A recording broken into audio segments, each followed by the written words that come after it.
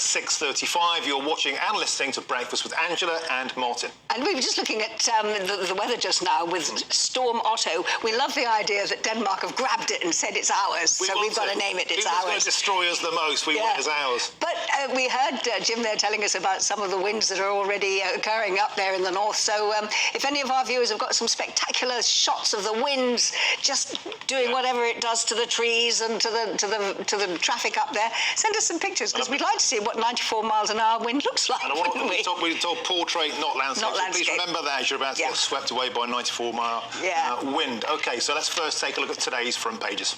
And we're going to start, Liz, with the north. Oh, there we go. Yes, the Express leads this morning with Nicola's family beg for an end to appalling rumours.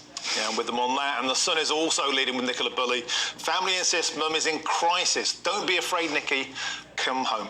And the Eye reports on call for obscene energy profits to compensate victims of prepay meter scandal. And the Financial Times has arms race. Ukraine war drains munitions stocks. And finally, the Telegraph. Sunak flies in to hold last-ditch Brexit push. Well, I think timely then that joining us this morning to go some of these headlines is Liz Kershaw, the broadcaster, and podcast host Sean McDonald. And Liz, you've actually started with that Northern Ireland deal from the Times. Yes, it's my favourite thrilling subject. And yet I'm sure there, as we were saying earlier, there are probably a lot of people going, oh, not Northern Ireland. Yeah, please bear with us, because it would be absolutely fantastic if this could be sorted out, especially in time for the 25th anniversary of another phrase guaranteed to get people switching for the remote control: the Northern Ireland peace process and the Good Friday Agreement. Now, it is important to the United Kingdom as a whole, and especially to our friends in Northern Ireland. So Northern Ireland has a border with an EU country. Scotland, Wales and England don't, just to spell it out. And this has caused problems because the EU, when we Brexited, said, oh, we can't be having people crossing willy-nilly and freely. And what if you drive across with a sheep or other goods, you know, from the rest of the UK? So this is the problem. This has been the barrier. And the DUP, quite rightly, they represent the people who want to be part of the United Kingdom, the Union, have said we don't want to be treated any differently from the rest of the UK. So the compromise was to sort of put a border down the middle of the Irish Sea. That's not acceptable to anybody. Anyway, Rishi Sunak's got 5 days of talks. He flew last night to Northern Ireland. He's going to meet Ursula von der Leyen of the EU in Munich tomorrow. And this could make or break, really, his political career. If he pulls this off, it'll be some kind of real coup, not just in the United Kingdom, but the Americans. Biden's very involved. He's going to be speaking with him. So my tip is, I think the people holding the key to this are the politicians of the Republic of Ireland. They are. Because if they just said, right, this is rubbish, it's gone on long enough, we can compromise here. We have an open trade agreement with the rest of the UK anyway, and free movement of people between the two. We can do a lot, and Leo Varadkar has really softened up in the last You're obviously a fan of this. Well, I helped. I did help, I think, Martin, because I went to a reception, a boozy do. Free booze? Free booze at the Irish Embassy in The Hague. And I saw a very miserable deputy Taoiseach, Simon Keaveney, and he gave a speech, you know, Brexit's going to affect relations with the EU and all that, and Ireland. And I'd had a few, and I thought, if there's a free bar. I'm going to help him. We do have another guest in the studio. Sorry. Don't worry. But this is an important story because Liz Kershaw came up with a solution to the Northern Ireland Protocol. And I squeezed him fondly and said, Simon, and he looked like a rabbit in the headlight, Simon, don't worry, it's all going to be all right. Right, so that was my contribution. The way we get through this, Sean, is loads of booze, fondly holding people and telling them it'll all be okay. Sounds like perfect Friday night. Yeah. Is that going to work? Talking about the union, over to you. Your story, The Guardian, Sturgeon fallout. So the union being held together, it would seem, at least north of the border, that way. We don't know yet about Northern Ireland. What's your take on what's happened over the last few days? Because now they're saying independence put back by 5 years. Yeah, this is The Guardian running with this story. They're saying that Sturgeon's exit or resignation could delay that by 5 years. This is from Severin Carell, who's a Scotland editor for The Guardian, very well informed, and he's across everything. I think the headline could be slightly hyperbolic. I think it depends on which way the party go, because, you know, people are now starting to throw their hat in the ring, and I think it depends, do the SNP go with the old guard, whether it's Humza Yousaf, John Swinney, or John Swinney's ruled himself out of the race. We've got Neil Gray, he's the Minister for Culture, Europe and International Development, experience in Westminster, experience in Edinburgh. I think if they go with, you know, with a sort of younger, more refreshed approach, which I think might be Nicola Sturgeon's long game. She's not resigning without one eye on the long-term future. She could essentially be a sort of president-type role, you know, holding the hand, if you will. From the equivalent of the backbenchers up in Scotland. Yeah, I think so. You know, there's no way that she's just going to relinquish all control and influence, which I think, to a point, is maybe not right, but it's understandable. You know, she's put in so much work to this point. So whether it's the 5 years, I think it depends on which way the Scottish National Party decide to go. I would imagine they would go with a fresher approach. It seems to be the desire. They want to kind of move away from the assertion that the next general election is going to be a sort of de facto referendum. With a resurgent Labour, I think that would be unwise, to be honest. But the vote to go independent was really top of Nicola Sturgeon's list.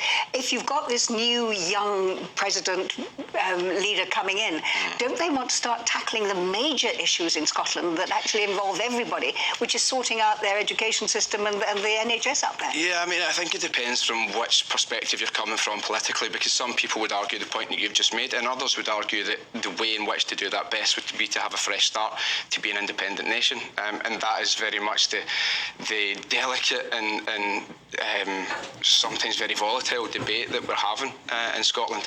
So I mean, I think we have to kind of look at where we go from here. I think the deadline is next Friday to sort of throw your hat in the ring. So I mean, let's see. I think next week, or when I'm back on, we might be discussing it from a totally different perspective. Exactly. It feels like another Groundhog Day. We've been going on about independence since 2013, and here we are again. So let's move on to something a bit more fun, Liz. We covered this yesterday. Fantastic episode of South Park, really giving it to the Sussexes. Oh my God, they killed Harry! Which is a parody. That line isn't in it. Maybe it should be. Well, normally it's, oh my God, they killed Kenny in virtually every episode. Anyway, a poll shows that over 50% of people of the United States are now sick of this privacy-seeking couple in Montecito, and this is really sticking the knife in, as South Park does, and it's a really bold programme. So the couple appear on chat shows, holding banners saying we want our privacy, but, you know, flying around the world in a private gas-guzzling jets to promote themselves while saying, stop looking at us, we want privacy. And eventually... They've got the irony, haven't they? Meghan dumps Harry, which is kind of prophetic, possibly. But I recorded it. Oh, you've not seen it yet? No, I read about it yesterday in the Telegraph, blow by blow, and then it is big spread in the Sun today. So I can't wait to see it, because it can be really biting, can't it? Yeah. I think that they're a very fitting target for satire and pastiche. I mean, you'd think they deserve it. Sean, story here, really interested on the Mirror front page. So the juxtaposition between the enormous profits of British Gas, 3.3 billion, and this gentleman's story right here. Yeah, this is horrendous. Front page of the Daily Mirror, we have Barry Seckerson. He's 82. He's got various health ailments. He has been charged an unbelievable amount. I think it is around £1,117 for a quarter. At the same time, we've got Chris O'Shea, the CEO of British Gas parent company Centrica. He's looking at taking I'm just going to have to read this, £1.6 million bonus after they've made a £1.6 million bonus after profits of £3.3 billion. It's utterly and absolutely... What's the answer? I mean, the answer has got to be tighter regulation. Is it windfall tax? Is it basically clamping down? And it's profiteering. It's people taking advantage, and it's a small group of people that are taking advantage of a situation which it doesn't have to be this way. I mean, I think wholesale prices are coming down. I accept that they buy things in advance, and that kind of dictates prices, but they should not be making profits of this scale. Another thing that kind of caught my eye, they rewarded investors by announcing £723 million worth of dividends shares dividends and share buybacks.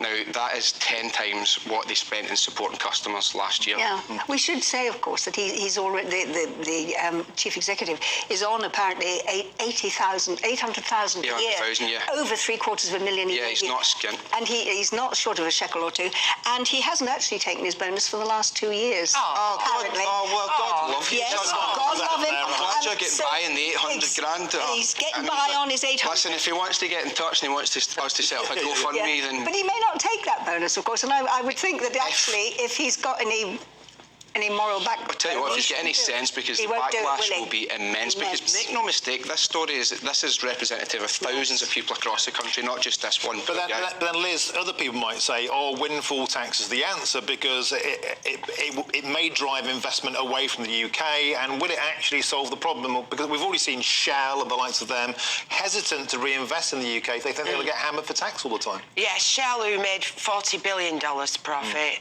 and BP £34 billion.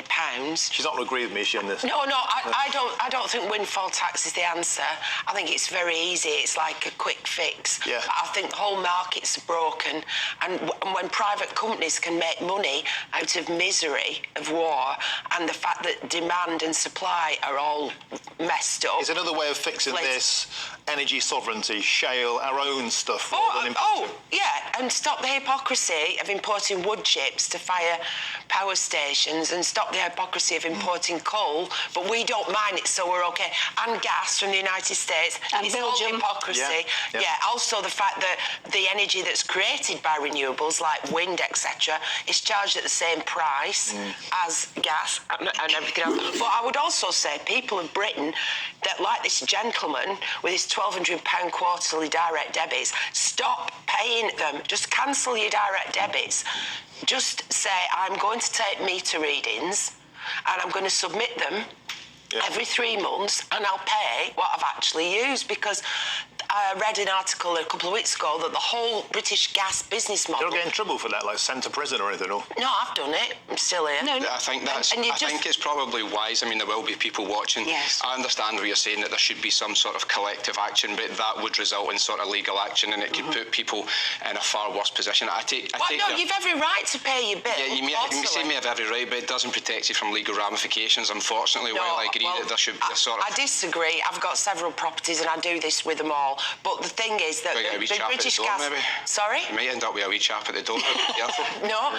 British Gas are sitting on piles of people's money, and they're using it for cash flow. And when my mum died, we found out she was hundreds of pounds in credit. And we had to fight to get it back. And what's interesting is that happens usually because the bills are estimated, and so you're absolutely right. Yeah. If you read the meter and say, I have to say, I did it myself recently. I got my bill from British Gas, and I said, whoa, I just see you've estimated my bill, and it was huge. I said, but I know I sent you a reading.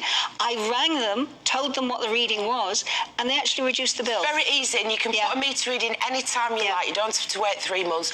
You can get your meter reading, and you go online to your account. And it could be a mistake at their end, which it was in my case, so I'm sure it is with other people too. too. And they tell you straight away online immediately. You currently owe. Yeah. Paying bills, finally to you, Sean, one last story. Paying bills is going to give us a lack of sleep crisis hitting the UK. Yeah, you're always laughing at this, the Daily Star, sometimes like a wee comic, sort of light relief at times. I'm surprised they've gone with this as a front page, but yeah, they're saying Britain's in the grip of a terrifying nightmare where people are not sleeping, saying a quarter of us only get 5 hours sleep, 91% of us waking in the middle of the night, 13% too tired to get intimate with their partner, which is going to have a lasting effect on you. I think, it's basically they're saying that they think that's right. It's cost of living crisis, work, worries, sort of relationship issues are stopping you sleeping, and people are kind of walking about like zombies. The way I was walking to the studio this morning. It's an early start, isn't it? I like that. So not tonight, dear. I'm worried about the gas bill. Yeah, that's basically what it is. All right, thank you very much, then. Liz Kershaw and Sean McDonald. We'll see you again. Yeah, we will. Fantastic start to the show. Thanks very much indeed. Well,